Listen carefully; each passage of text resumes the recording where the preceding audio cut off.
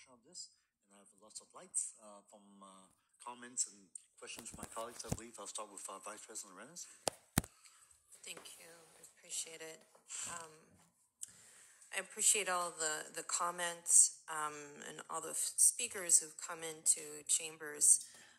This is a tough conversation to have. And so I'm going to admit to that right from the beginning. It isn't easy.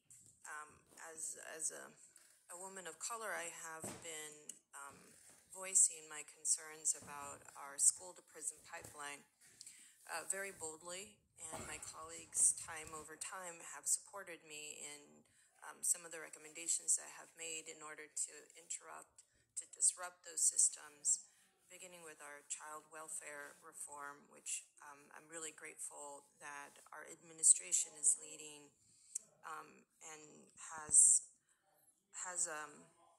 really turned a corner for us in terms of making sure that we disrupt cycles, right?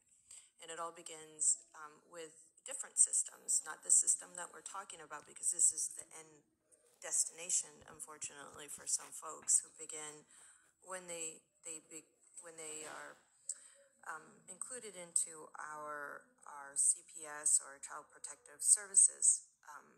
And that's not because they're in our system, but that's because these children are facing so many adverse childhood experiences that come from so many different root causes, and poverty is at the main conversation of all of this. And generationally, there's exposure to trauma, to violence, and all of these experiences sometimes track our children to not pay attention to what's in front of them because they can't, right? And that is an option is education, and unfortunately, our education system needs a lot of reform, a lot of improvement, so that our brown and black children don't have a track, that we don't have this research that shows us how brown and black children, especially boys,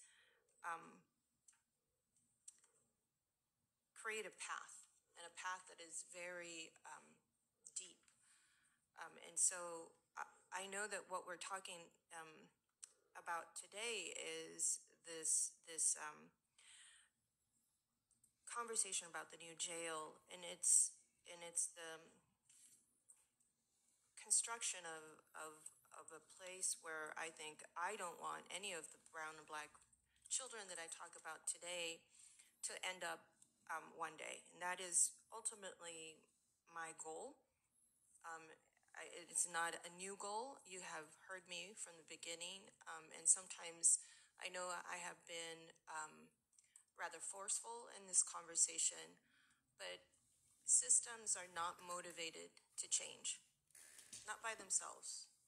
They aren't. And so it's up to us to figure out, how do we create change within our systems? And that's really what we're talking about today. And I know I'm talking about something slightly different, but believe me, we all up here are disrupting this path in our own way. We don't want black and brown men or women in our jails. We don't want any people in our jails that don't deserve to be in there. Now, unfortunately, we live in a society where not everybody behaves in the same way, and not everybody agrees that they should.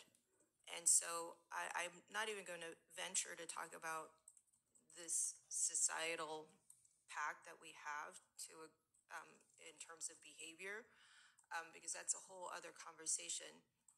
We have a jail system that we are in charge of, that we oversee. And it is up to us to figure out the facility, whether it's deemed appropriate, whether the facility itself contributes to some violence or continued lack of oversight inside, because we don't have enough folks. working inside our facilities, all of these questions are the ones that are in front of us. In front of us is not the question of whether a jail should exist or not. We are not the ones who determine this. We all live in the same society. We have accepted to live within these rules. And so before us is a report to talk about how is it that we are also going to reform, repair, renovate, reconstruct, whatever it is that word that we want to use, but a facility that is deemed appropriate and respectful to the people who are inside. That is what's before me. And the questions that I'm going to ask are in the capacity, in terms of my role to oversee this jail that unfortunately exists. I would love for jails not to exist. I would like for prisons not to exist. And I have to acknowledge that men and women who are black and brown have been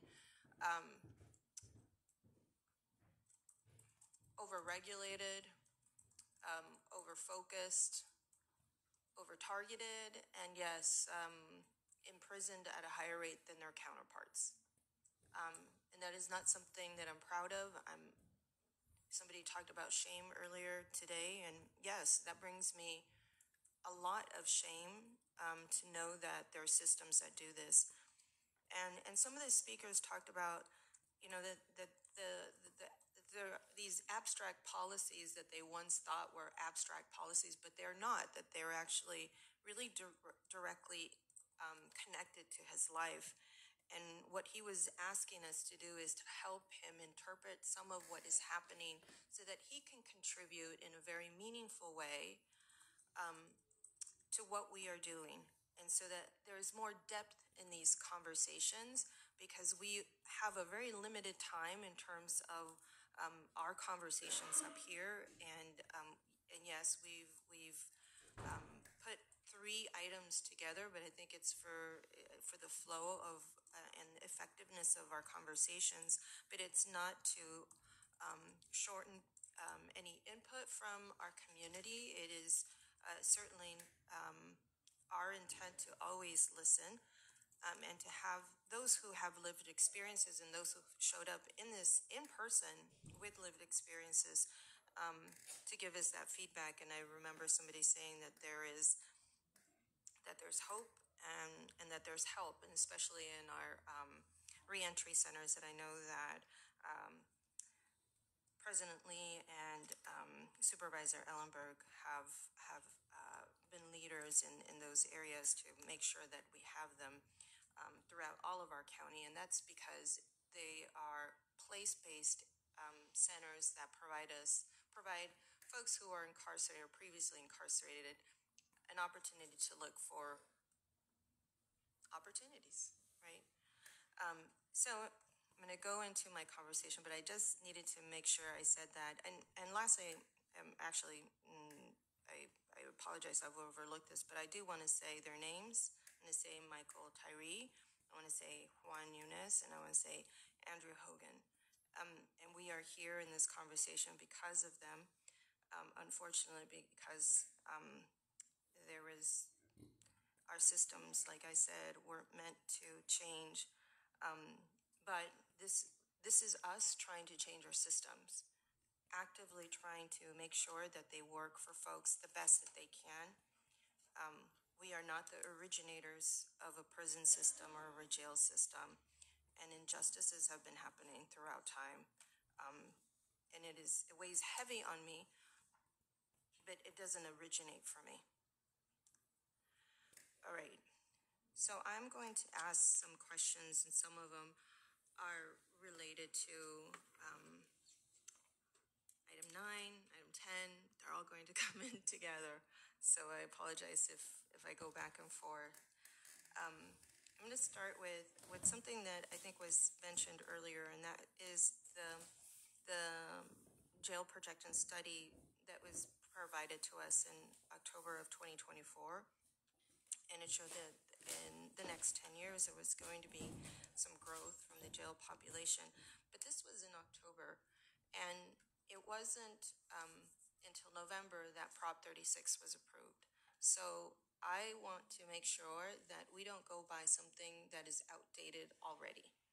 And from what I understand, we are projected 800 additional folks that might come into our system by the end of this year. And unfortunately, you guessed it, it is going to be black and brown. That makes me really, really sad. And it feels like I'm climbing upwards in this, in my position.